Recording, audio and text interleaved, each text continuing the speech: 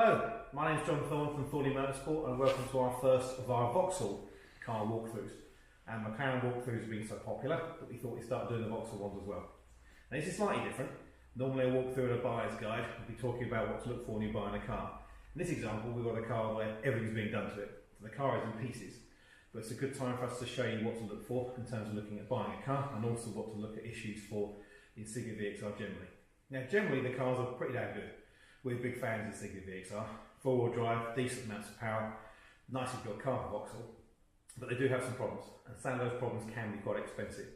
So what I'm going to do here is I'm going to go through a car which is literally having pretty much everything done to it to show you how the issues are there and what to look for going further forward. So I'm standing by the brakes, which is a classic example. These are made out of chocolate. Okay, these are some of the worst brakes you've seen in the car this level completely. We look after a few police force cars in the UK, and we supply them the new AP disc brake upgrade that we have made up. It lasts literally 10 times as much. We've had some police forces that use these cars who are going through a set of discs and pads in a matter of a few weeks.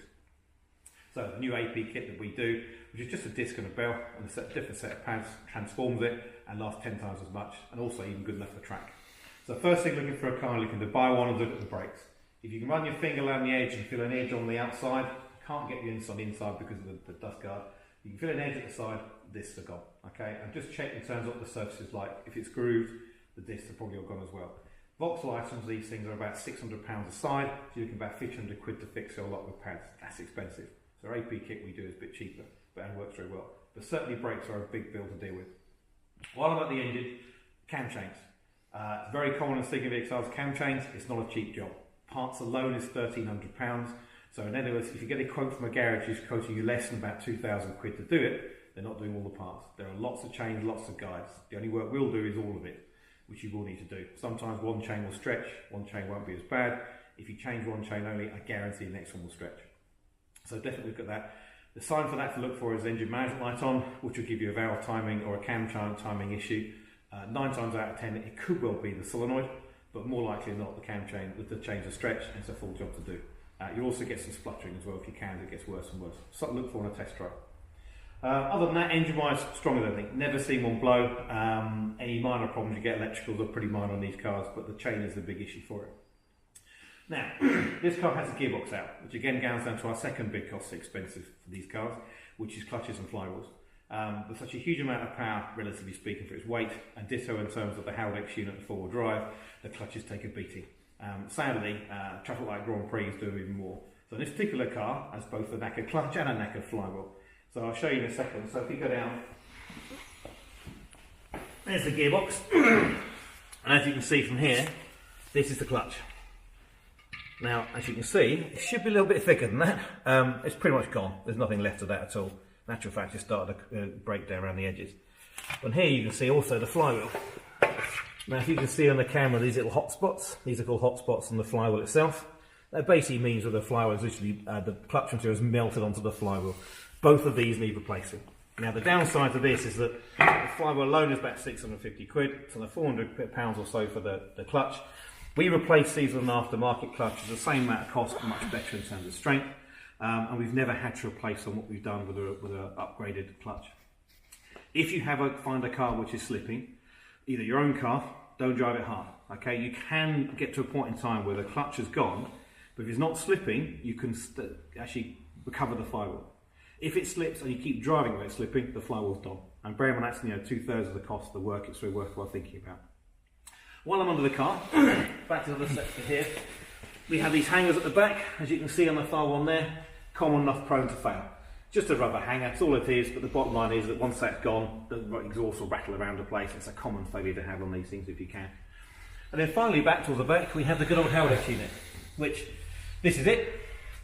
You've got the pump, you've got the Haldex itself. There's lots of things I can show you, and there's lots of things that dealers try and do, where they say we'll change the oil pump and change the solenoid and everything else there. Pretty much nothing does anything. There's no point doing an oil and filter change, there really isn't. It won't change anything. The bottom line is that the Haldex unit is a pair of clutches and a pair of differentials. The clutch mechanisms in there wear at different rates, and as a result of that you get unequal wear on the bearings, and essentially it wears out on one side more than the other. The Haldex upgrade that we have done God, 60 odd cars now. It's a wonderful upgrade. We've never had to replace one that we've upgraded since. So in terms of the upgrade lasts for life. And it basically replaces all the clutches and all the differential bearings for higher rated items. A new Haldex unit from Vauxhall is £4,250 plus fitting, whereas we charge £1,850 including VAT for a full Haldex rebuild. So, worth considering. The thing about Haldex units we get this a lot is that you will start off with engine management light coming on and it will say service all-wheel drive system. The test we say to people is that take the car and take it onto a tarmac ground path, not gravel, so you've got nice grip, and then full lock, slowly drive forwards and then reverse, left and right. If you start to hear the rear skipping or juddering, Haldex is gone. There's nothing you can do about it.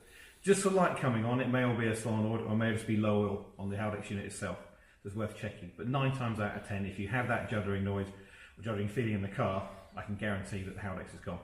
Now, if the Haldex does fail, the car will simply drop into two-wheel drive mode to save it. But you shouldn't drive it for huge amounts of distances in that process because obviously you can, again, cause more failure problems further down. That's the downside of these cars. They're fantastic cars in every way, but the things that go wrong with them are expensive.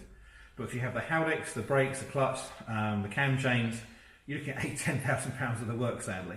But if all those problems are fixed, or alternatively you don't have those problems, they are awesome cars, and we do a lot of them. So it's certainly worthwhile considering. Okay, slightly different in terms of buyer's guide. This is all the work on this particular car to get done. We're going to start doing more buyer's guide on the Vauxhall models as well as we go. Okay, thanks for watching. Cheers.